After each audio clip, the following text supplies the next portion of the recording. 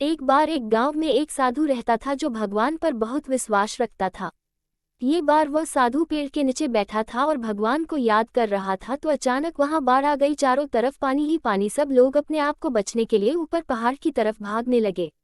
उनमें से एक आदमी देखा कि इस हालत में भी साधु जी भगवान की तपस्या कर रहे हैं। वह सोचा कि ये अपने आप को बचने के लिए कहीं जा क्यों नहीं रहे हैं, तो उसे साधु से बोला, अरे आप कहीं जा क्यों नहीं रहे हो, आप भी मेरे साथ ऊपर पहाड़ की तरफ चलो, नहीं तो डूब जाओगे। साधु बोले, अरे हमें क्या होगा, मैं भगवान की इतनी तपस्या करता हूँ, मुझे कुछ नहीं हो सकता, मुझे भगवान अपने आप बचाएगा। धीरे धीरे पानी साधु के कमर तक आ गया। अब लोग वहां से नाव लेकर निकलने लगे तो उनमें से एक ने साधु से कहा, अरे पानी आपके कमर तक आ गया है, आप हमारे साथ चलो। तो साधु ने कहा कि नहीं नहीं, भगवान मुझे अपने आप बचाएगा, और वह नाव वाला भी वहां से निकल गया। कुछ देर बाद पानी इतना बढ़ गया कि साधु के सर तक पहुंच गया और अब लोगों को बचने के लिए हेलीकॉप्टर निकलने लगे।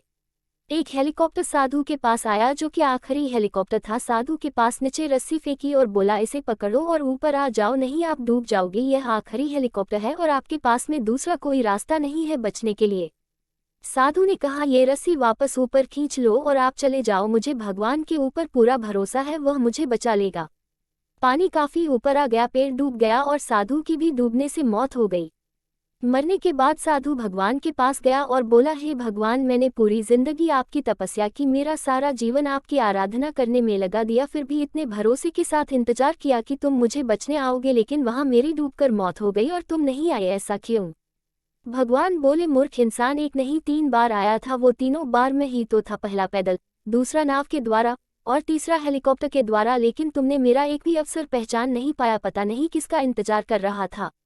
इस तरह से जिंदगी में हमें ऊपर वाला बहुत से मौके देता रहता है, लेकिन हम सब उस मौके को ठुकरा कर पता नहीं किस चीज़ का इंतजार कर रहे होते हैं कि वो होगा तभी मैं करूँगा, और इस बात पर अड़े रहने से एक वक्त के बाद वो मौका हाथ से निकल जाता है और हम कुछ नहीं कर पाते हैं। तो किसी भी अच्छे समय का इंतजार मत करो, जो भी करना है आज और अभी से ही शुरू कर दो।